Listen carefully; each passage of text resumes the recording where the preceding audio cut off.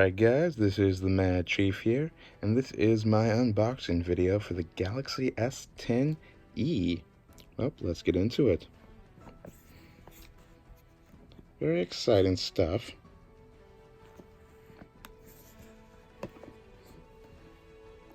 We got unlocked by Samsung, 128 GB,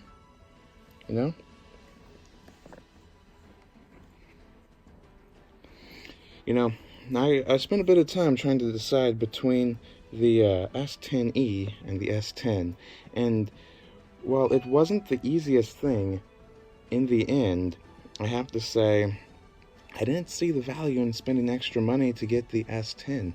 The extra things it had, while they might be kind of nice, just were not things that I felt were worth the extra cost. Yeah, I'm actually filming this on an iPhone XS right now. Well, here we are.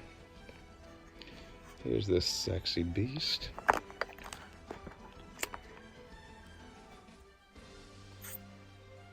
I really love the form factor here. It is really, really nice. And I love that the screen is flat.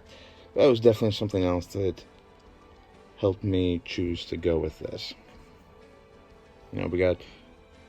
Ultimately, we only have the standard 12 megapixel shooter on here and the ultra wide 16 megapixel shooter, but it does lack the 12 megapixel telephoto lens, which frankly I'm okay with.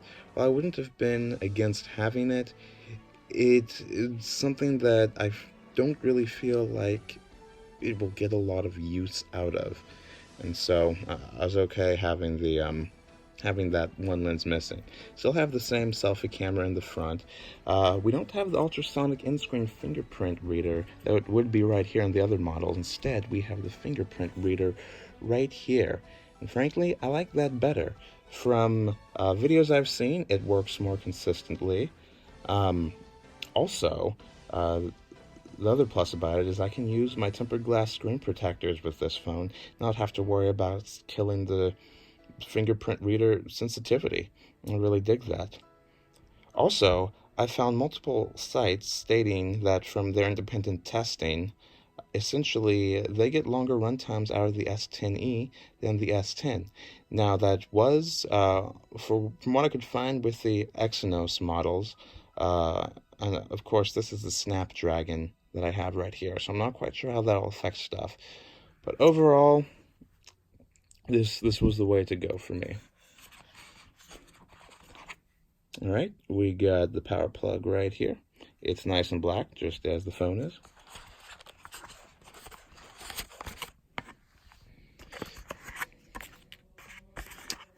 We got the USB adapter that will allow for transfer of all the stuff from my old Samsung to this one. Let's see, that is all that this box has left in it. Right here, we got some earbuds.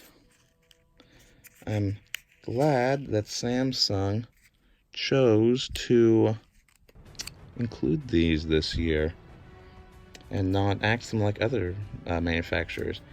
And if you can see that right there, that is braided cord. It's not the regular plastic. It is, these are actually nice. It's like the braided nylon or something that surrounds them. Alright. Here's a bit better look at the headphones. You can see we got some spare buds right inside here. And we got some headphones that look, where are these from? These are from AKG. Looks like these probably have some nice boom in their sound. Another reason I really am liking Samsung right now is I decided to keep the headphone jack. Can't tell you how much that means to me. I know you might have some naysayers when it comes to the headphone jack that say, just use Bluetooth headphones. I mean, they're so much better. Don't worry about the wired ones. And while normally, I am on the bandwagon with Bluetooth headphones, there's certain situations where I need the headphone jack as a backup. I need it whether to hook into a stereo that does not have Bluetooth, or because maybe I'm on a long flight and my Bluetooth headphones die, and I don't really have an easy way to recharge them. Then I have a backup with a wired pair of Bluetooth headphones. With a wired pair of regular headphones, I mean. Sorry about that. Anyhow, another thing I really love about the S10 series is that it finally has a USB-C. Now, I know this was started back with the S8, S9 both had it, but this will be the first Galaxy I've had since I'll be coming from an S7 to have USB-C, and I really love the fact that it's reversible. That is just about everything. We got this right here, and there's a little thing with some stuff. Alright, so we got the little pin back here that's used for taking out the SIM card and a micro SD tray. And if we dump this out, see, it's all empty now. We got a little welcome manuals thingy. I'm just gonna break this. Alright.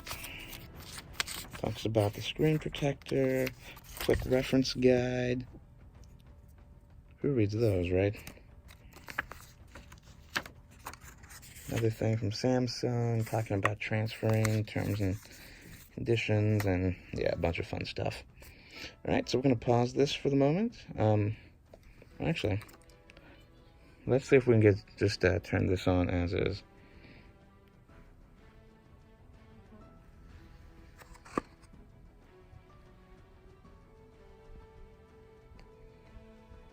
Alright.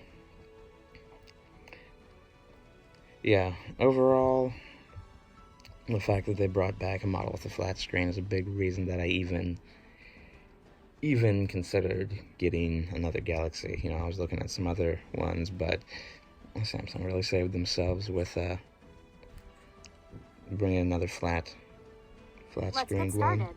Let me help you get set up more easily by guiding you through the steps. Alright, I'm going to pause the video right here. As soon as I get the basic setup process done, then I will pop back in so you can see a bit of the default setup. Alright. Alright guys, so just like that we are back. And here we are. I have not set up service on this yet. You see it's still beeping at me. I have not added any of my accounts yet. Just gone through the basic setup process. And this. Oh, there's the always on display. Or actually, no, the lock screen. Right, no, maybe that's the lock screen. I don't know. I'm still trying to get the hang of this myself. But here we are. This is what it looks like right out of the box. Apparently there's no screens to go that way. But here is Bixby Home. We're not going to sign in for now.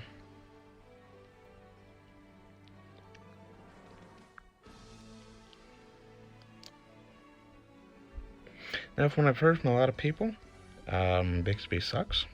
I have not really had a chance to use Bixby before. This will be the first Samsung I've had where Bixby was included, so we will, we'll use it a bit and see what I think. But other than that, you'll notice there's no hardware buttons down here. They're all software. You can also completely remove these software buttons and just use gesture navigation instead, which actually works pretty nicely. If we do that, edge screen, it's like a little shortcut with laps you can grab. Yeah, and other than that, you do that to get to your app drawer. Apparently they both go to the app drawer right now.